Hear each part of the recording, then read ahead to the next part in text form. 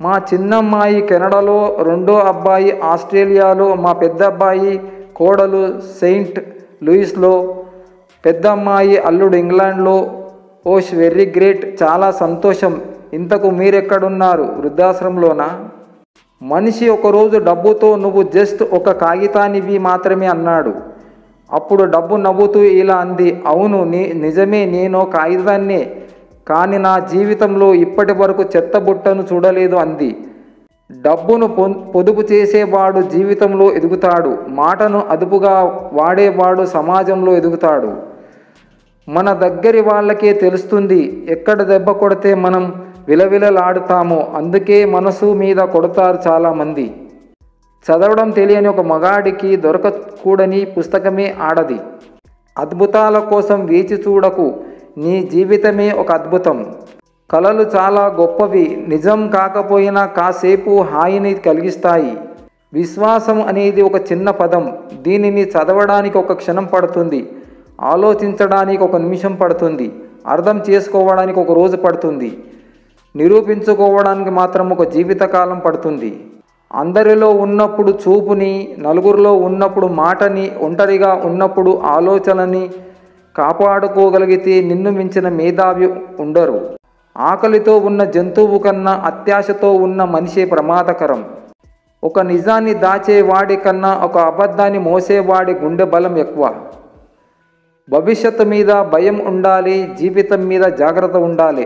ఈ రెండు లేకపోతే కూర్చుని తిన్నా తరగని ఆస్తులు అయినా ఉండాలి.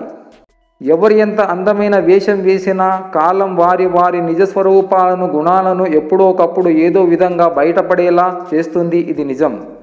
కాలం ఉన్నప్పుడే అందరూ కలిసి ఉండాలి. కాలం దాటిపోయాక ఎంత కలవరించినా ఎవరు తిరిగిరారు. కావాలనుకున్నా కలిసి ఉండలేరు. అపార్థం కలిగినప్పుడే బంధం బలపడుతుంది. ఏడుపు పరిచయం అయినప్పుడే నవ్వు విలువ తెలుస్తుంది.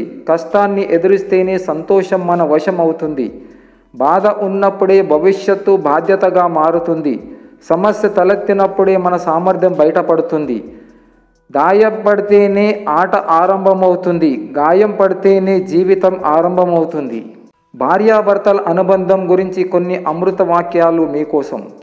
నీకెంత అదృష్టం కలిసి వచ్చినా, నువ్వెంత కష్టం చేసేవాడివైనా నీ భార్య సహకారం లేనిదే నువ్వు రంగంలోనూ రాణించలేవు.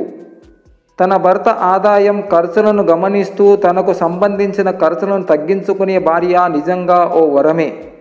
అర్థం చేసుకుని భార్య దొరికితే అడుక్కు తినేవాడు కూడా హాయిగా జీవిస్తాడు. అహంకారి భార్య దొరికితే అంబానీ అయినా సన్యాసంలో కలవవలసిందే.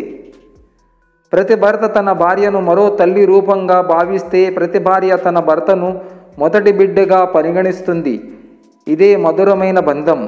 ఇప్పటికీ ఎప్పటికీ భార్యకు సేవ చేయడం అంటే బానిసగా బ్రతుకుతున్నామని కాదు, బంధాన్ని గౌరవిస్తున్నామని అర్థం.